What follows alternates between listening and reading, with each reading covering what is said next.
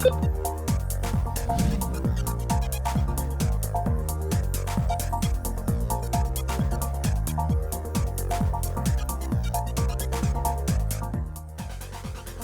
now, from the CFTK-TV studios, this is Open Connection with your host, Robert Pictou.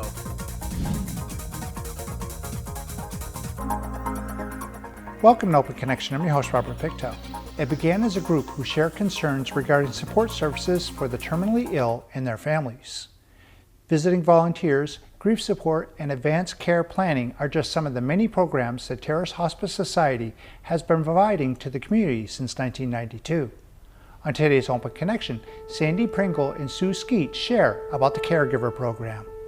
The caregivers in every country was very different than caregiving here, because often I was in an extended caring in a community of extended families, and so the caregiving was built into the families.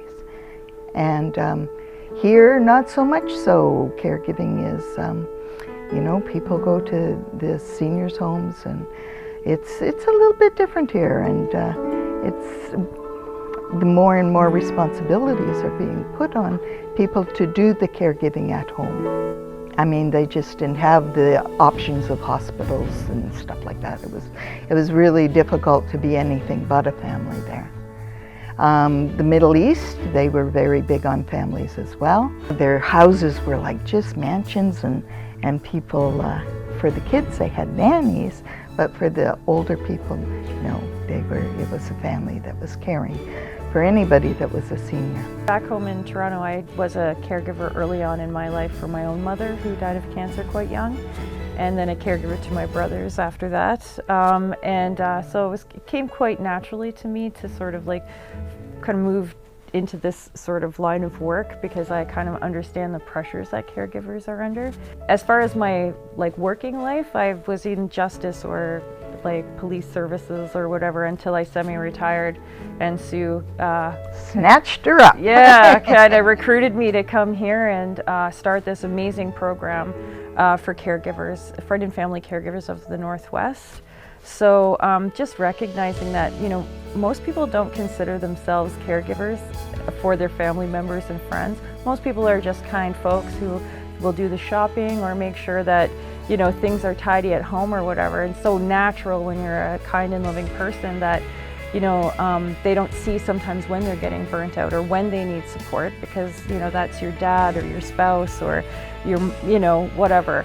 And so recognizing when people are kind of full-time caregiving, when they have children at home, when they have full-time jobs, that's burning the candle a lot at both ends. So it's kind of our desire and our program's impetus to go in and sort of find ways to help individual caregivers find a community around themselves of people who want to help them too, because you can't, do everything. And if you try, you will soon be a patient, because it's very hard work.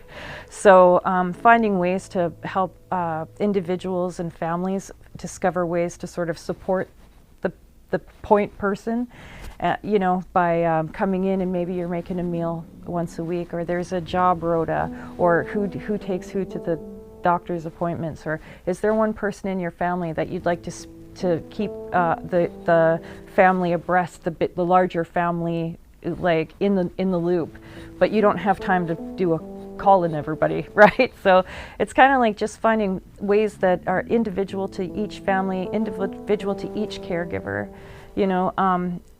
to sort of lighten the load and just appreciate yourself for the hard work that you do, and have the people around you supporting you doing that. And on top of that, we offer kind of peer-to-peer stuff like book clubs. Often you're working full-time, you're caregiving full-time. Once a week you can Zoom in and we talk about a book that's about, death and dying, or living with dementia, or any of the, myriad ways that caregiving presents itself in each family. And so it's a way to not feel so isolated, especially in this time of COVID, where people are now at home full-time caregiving. for parents or spouses or whatever, and you know, kids can't come in and out of the house readily, or maybe you've got a partner at Terrace View Lodge, you know, trying to alleviate the loneliness. And you know, in a time where people, like, even with all the good intentions and the job rota in the world, can't be in your home. So it's a really interesting time to sort of provide care for caregivers during such an isolation. And so we've had to think outside of the box quite a bit. And Zoom has been amazing, you know, just so people can reach out and be reached to, right? Without having to expose themselves to this terrible virus. Open Connection will be right back after these messages.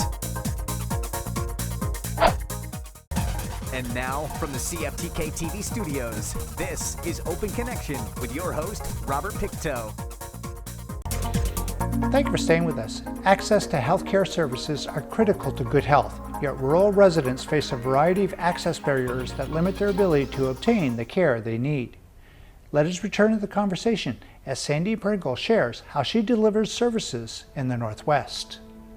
In conjunction with Better at Home and Family Caregivers of British Columbia, and we have been able to sort of like reach out to a large region. So my region with the outreach and the community liaison piece is from Houston to Rupert, from Stewart down, and from Kitimat to Ayanch and Gangolth, if we can ever get out there, because those guys are super shut down. And so we haven't been able to bring our programming or our outreach there yet, understandably, but we're looking forward to a time when we can come to communities and, you know, offer support to people who may be completely alone or feeling completely alone, and have them know that they're not, and there's people who care. Got this grant from United Way. They have been just absolutely wonderful. So not only have we got the money, we've got the training from them, we've got the different ideas about how to set up a program, where to go. I mean, every senior wants to stay home, you know, so if there's a couple at home who's kind of like struggling with isolation, someone's bringing their groceries, but they're, you know, you can call into peer group book clubs, and we have a Cheaters book club, so you know, we can get we kind of go through and pull out the salient pieces of some of the best books. Like, for instance, Jan Arden's Feeding My Mother is a wonderful book about sort of both of her parents dealing with dementia and what it's like to be sort of the primary caregiver to two parents. It's hilarious. She's just so loving and bright throughout the whole thing.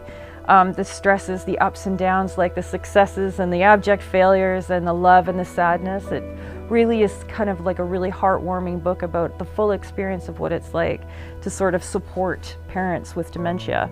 And it's just brilliant. She's got awesome recipes in it too, so like, take my word for it. Try the chili, it is amazing. But yeah, I just jump in my little Prius and I take kind of like a little bit of a bookmobile as well. With like books about death and dying and books about caregiving, and head out to each community, and then, you know, roll up to the health unit and introduce myself. We've got a whole bunch of advertising for all the programming that we are offering free of charge to every community member who's interested. I spend a lot of time in pharmacies talking to pharmacists as well, because they're kind of like perfectly situated to understand who's coming for the medications, who's bringing them to come for their medications, right? Like, so who's doing the driving, who might be identifiable in the community as someone who could use a phone call, or who could use a Zoom call, or like an external community where they can sort of like laugh and cry and talk it out and be with other people who are going through similar experiences.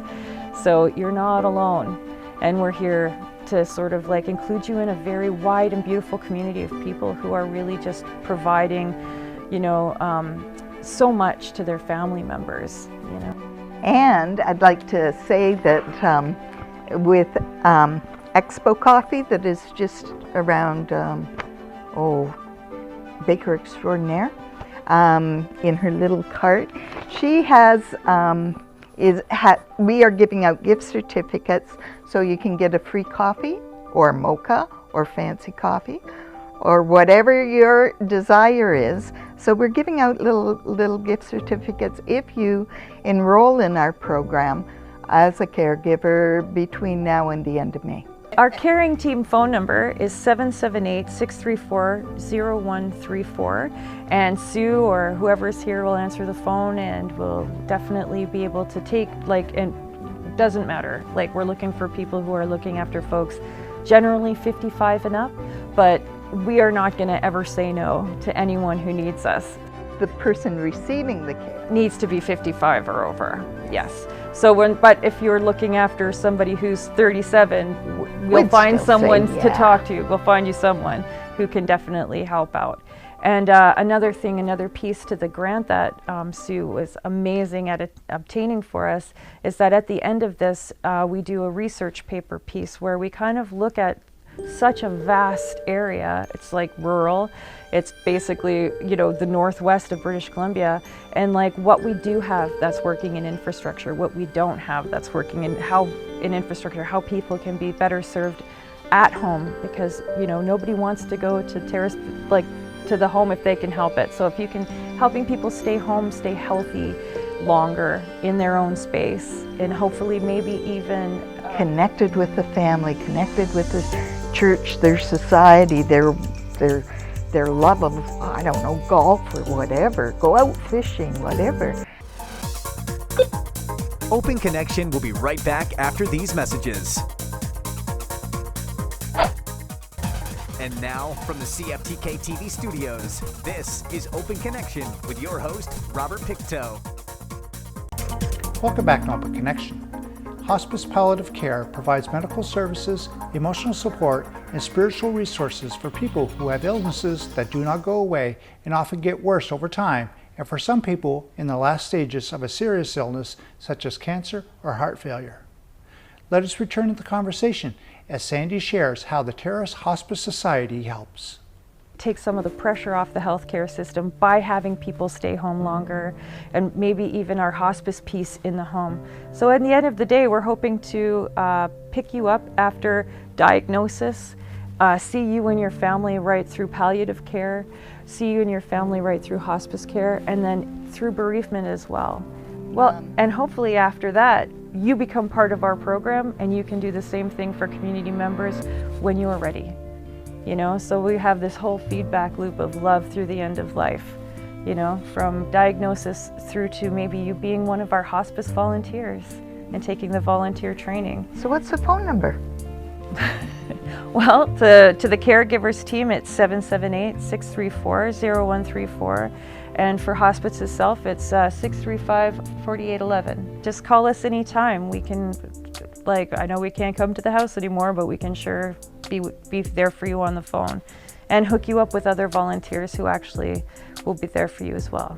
Well, often a caregiver helps another caregiver when we do group activities, and they'll say, hey, I had a similar experience. It was with my mom, not my husband, but this is how I solved the problem.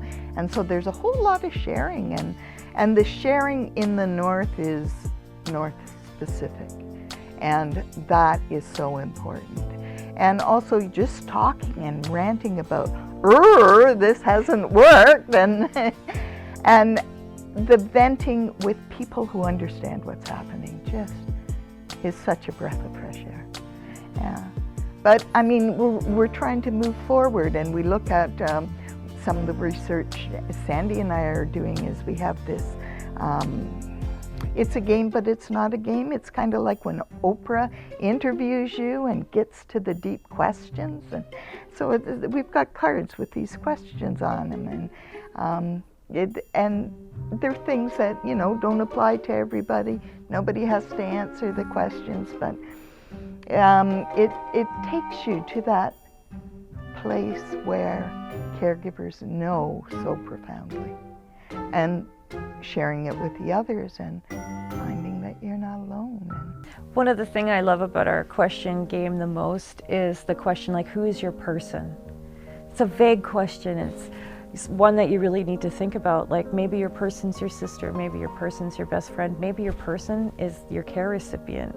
And maybe that relationship has changed, where you guys started out as romantic partners, then you've been married for 30 years, and now you've transitioned into being your partner's caregiver.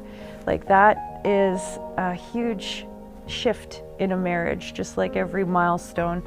You know, talking to other people who've kind of gone through that transition and talking about what that means to a marriage, talking about how that impacts your children, talking about, you know, the real life stuff that's every day, you know, and hopefully by the end of these peer-to-peer kind of like book clubs, we end up working ourselves out of a job, and then that peer group moves on to support each other going forward. I mean, I participated in a bereavement counseling last year, and those ladies still have lunch together. And it's amazing. It's that real sense of connected community, you know, where you find people who are going through your similar situation and you guys can laugh and cry about it. And that is so important for just, you know, being able to kind of maintain your own health, you know, like, because you can't pour from an empty cup. Open Connection will be right back after these messages. And now, from the CFTK-TV studios, this is Open Connection with your host, Robert Pictou. Caregivers may be so focused on caring for the loved one they neglect their own well-being, which may affect the quality of care that they provide. In this final segment of Open Connection, Sandy shares how the Terrace Hospice Society has teamed up with local businesses to support caregivers. You know, we can offer help with self-care, we can offer ideas, we have a meditation piece, there's Heal Yoga. As soon as COVID is over, we're going to restart our Heal Yoga with Virginia. And, you know, we have had to obviously stop a lot of our kind of face-to-face programming, which has really been hard, but it's made us think outside the box. And, you know, just doing things like taking an afternoon for yourself.